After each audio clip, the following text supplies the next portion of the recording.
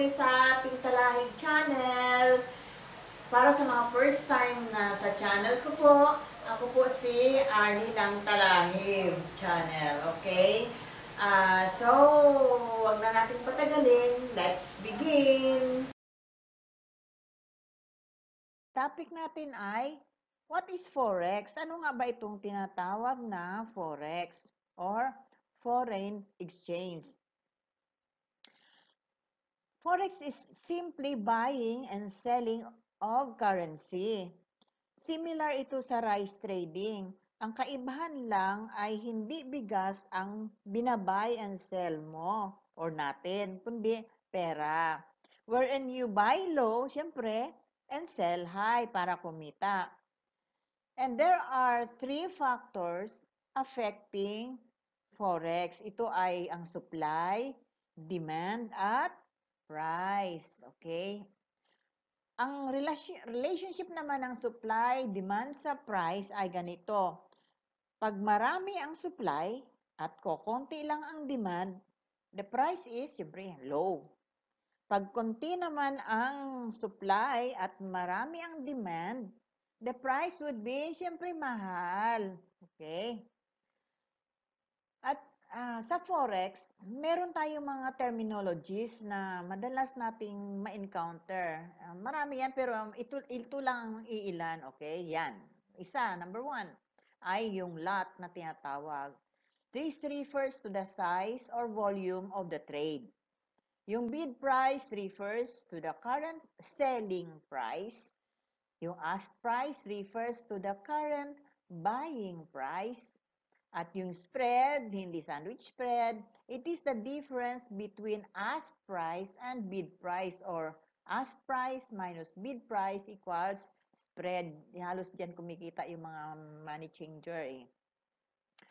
Ito namang data window, it is a part of the MT4 mga caps that shows the movement of the trade. Okay? Itong terminal naman ay part din siya ng MT4 that shows the details of our trades. Okay. Yung base currency is the currency on the left of a currency pair. Example dito ay sa ating example itong Euro-USD pair. The base currency is the Euro, yun ang nasa left. The currency on the right, which is USD, is called the quote or counter currency. Yung market watch naman, part din siya ng MT4 which shows the different currency pairs or instruments. Halimbawa dito sa atin ay itong example natin Euro-USD, AUD-USD, USD-GPY, USD CAD, etc. At yung tinatawag na margin, it is the money placed and engaged in positioning or trading. Okay. Yung free margin naman, it is the money not engaged in any trades and can be used for more positioning or trading. Yung margin level, it is the ratio of equity to margin, or equity divided by margin times 100. Okay? Yung equity naman, it is the account balance plus the floating profit or loss in an open position or trade. Meaning, pag walang trading na going on, yung balance at saka yung equity, pareho yan. Okay? Yung leverage naman, it is having the ability to control a large amount of money using none or very little of your own money and borrowing the rest. For example, to control a $100,000 position, okay, your broker will set aside $1,000 from your account. Okay, 1,000 lang yung pera mo, pero parang makakahiram ka ng 100,000 position, makaka-trade ka. Your leverage, which is expressed in ratios, would then be, sa ganitong sitwasyon na ito, ay ang magiging leverage mo ay 100 is to 1. Or sa baliktad yan, 1:100, ganon. Pero sa case na ito, kasi naunang nabanggit yung 100,000, siyempre, 100:1, okay? Ay, ano ba yun? Sorry, sobrahan. Okay. Ano naman itong swap? This refers to the interest earned or paid for keeping a trade open overnight or in the time of rollover. Yun. Pag pinatulog mo yung may hawak ka, yung trade mo, okay? The value depends on the currency a trader is holding overnight. Depende yan sa currency kung ano yung hinuhold mo. Kung nag-buy ka ba ng euro, yun hinuhold mo, di ba? Yung euro. Or depende. At saka sa trading action, whether buy or sell, etc. Okay? Maintindihan niyo yan later, mga caps, pag actual na nagtitrade na kayo. Okay? Ano naman itong tinatawag na PIP or Price Interest Point? It is the unit of measure to express the change in value between currencies. It is usually the last decimal place of a price quote. Kumbaga sa measurement ito pang mga caps. Halimbawa sa length, 'di ba? Measurement natin is meters, ganon, inches. Pagdating sa forex, pip siya, okay? Example dito is if euro USD moves from 1.1050, ang ibig sabihin lang yan, ang one day kailangan mo ng 1.1050 US dollars para makabili ka ng 1 euro. Pag nag-move siya to 1.1051, yung difference na 0.001 US, yung pag-rise ng USD ay 1 pip yun. Yun, 1 pip, okay? How are pips calculated?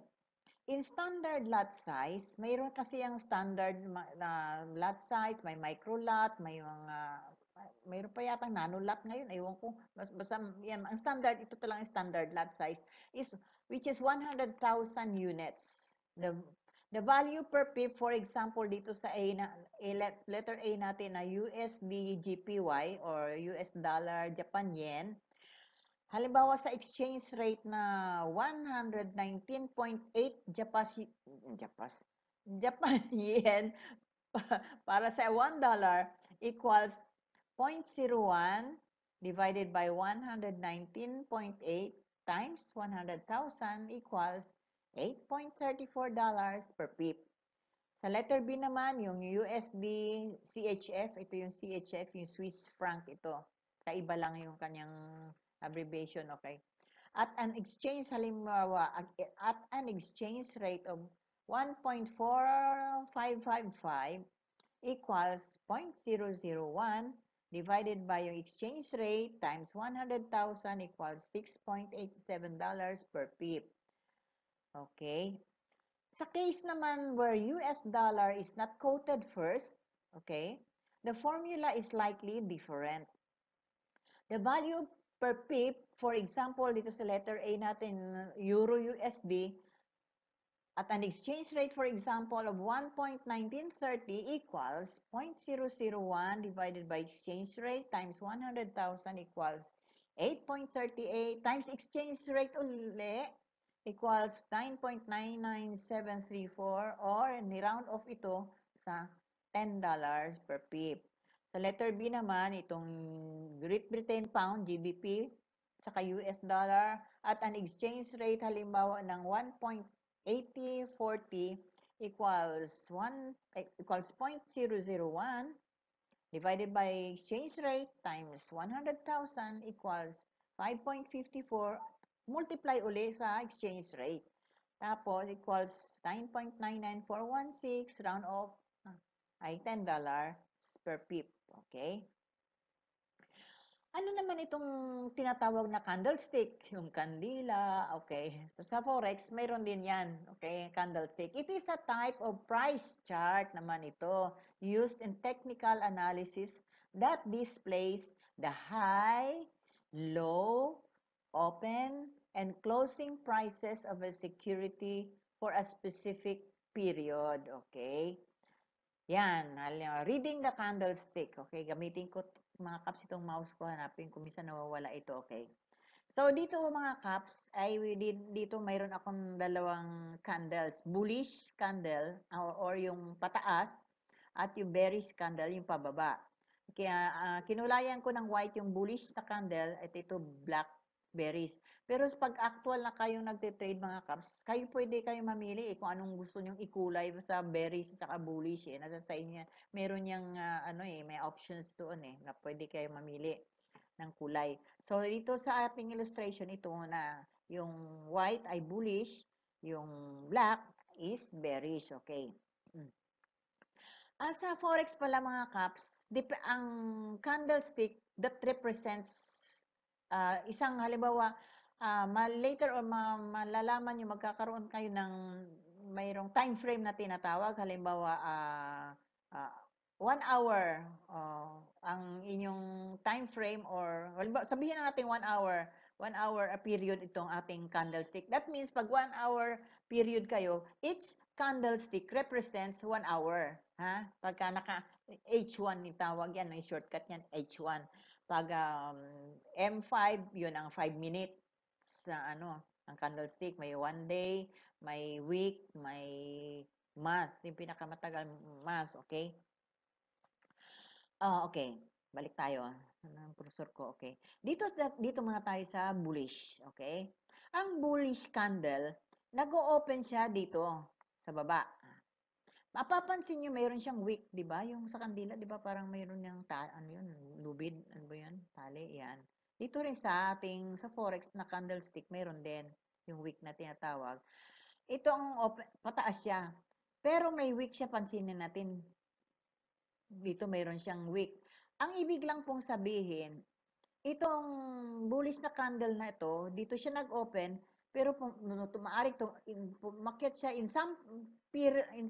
sometimes sa kanyang pag-journey, nawala na yung aking cursor, yun, ay pumitik siya, nag-attempt siyang bumaba hanggang dito. Pero bumalik din siya uli hanggang pamataas siya at nag-attempt din siyang talagang tumodo ng magtaas hanggang dyan, pero bumaba rin siya uli at dito na siya. Nung matapos yung 1 hour, halimbawa H1 tayo ha, matapos yung 1 hour, dito siya nag-close. Yan. Okay, ito ang pinaka-high niya, ito ang pinaka-low niya, at dito siya nag-open, dito siya nag-close. Now, sa bearish naman ay kabaligtaran. Ang bearish candle naman, sa taas siya nag-open. Sa taas siya nag-open ha. Tapos ito mapapansin natin may wick din siya pumagan. Ibig sabihin, nag-attempt din siyang tumaas. Pero hindi kinaya. Itong cursor ko, mga caps, pasensya, nawawala yung cursor ko. Yan. Bumaba din siya. Ay, ano ba yun? Sandali lang mga caps, napindot ko. Okay. Ay, ang senior mo. Senior talaga. Okay, balik tayo. Ito, nag-attempt siyang umakyat pero hindi niya kinaya, kulang ng vitamins, bumaba siya. Ayan. At sumudsad siya dito, bumaba siya pero siguro nakainom ng moringa. Umakyat uli, pero dito siya nag-close. Ayan. So, again, magkabaliktaran po sila. Pag bullish candle, nag-open sa baba, nagko-close sa taas. Pag bearish naman, nag-open sa taas, nagko-close sa baba. Okay? Ano pa bang next natin? Yon. Ano ba itong MetaTrader 4 platform or in short ay MT4? It is simply a charting and trading platform software. It is one of the most popular trading platforms available today in Forex. Nakalagay po dito mga caps ay most popular kasi meron silang din-develop at actually ginagamit na ng iba pero mga 10% lang daw ng traders ang gumagamit ng yung tinatawag na MQL5, parang ganoon. Parang ganoon mga caps, ma-encounter nyo rin yan. Pero konti nga lang kasi parang may bayad at mahirap yatang gamitin. So, ang habol lang naman ng traders ay kumita, di ba? So, MT4, mas madaling intindihin daw. Kasi hindi ko masabi dahil hindi ko na-try yung MQL, ano yun? MQL5 ba yun? Yun. So, itong MT4 ang talagang pinaka-common na ginagamit ng mga traders. It allows you to conduct the trade transactions and undertake technical analysis when operating in the Forex, CFD, and future market. Okay. Yan ang example ng MT4. Yan, ito ang tinatawag na MT4. Dito makikita niyo mga caps, ito yan yung aking account number, trading account number. At ito mga caps, itong ni-screenshot ko na ito, live account ko ito noong ito, makikita natin dito yan, 2017. Okay. Ito ang MT4. Nabanggit natin kanina sa mga terminologies natin, di ba? Yung may market watch, may terminal. Ito ang market watch. Yan ang sinasabi ng market watch. Na dito, naka-display yung lahat ng currency pairs na pwede nating i-trade. Hindi nga lang natin ma-open ito kasi screenshot lang ito. Ibig sabihin, ito probably mga USD CAD ito anong ganon. Okay. Basta ma-open natin yan pag actual na. Ito ang terminal naman, dito na. Ito ang may makikita dito, yung madi-display dito yung detail ng iyong transaction. For example, dito, may order number, yon itong bawat mag-execute, mag-market order tayo mga caps, ay mayroon niyang order number ganun. Para rin sa tindahan, di ba? Tapos ito, may time. Kailan itong order na ito, kailan ko in order. Ito nakalagay 2017 November, may ito time 16:57, minus 12, mga 4 o'clock ito, di ba? Tapos ang type, anong ginawa ko? Anong in-execute ko? Nag-buy ako. Anong size? 0.01. Yan ang yung lot na tinatawag or volume na Ano yung tinrade ko? Euro, USD. Tapos, itong price na ito yung, excuse me mga kapsa. Itong price na ito, saan yung cursor ko? Ayun. Itong price na ito dito, nakalagay dito mga caps, ito yung price nung mag-execute ako ng order. Nasa 1.16124 mga caps. Itong SLI stop loss. Mga caps, ang lakas ng loob ko mag-tutor sa inyo ng Forex. Pero mga caps, hindi pa ako kumita ha. Hindi ko pa nababawi ang puhunan ko. At 4 na beses akong nasunugan.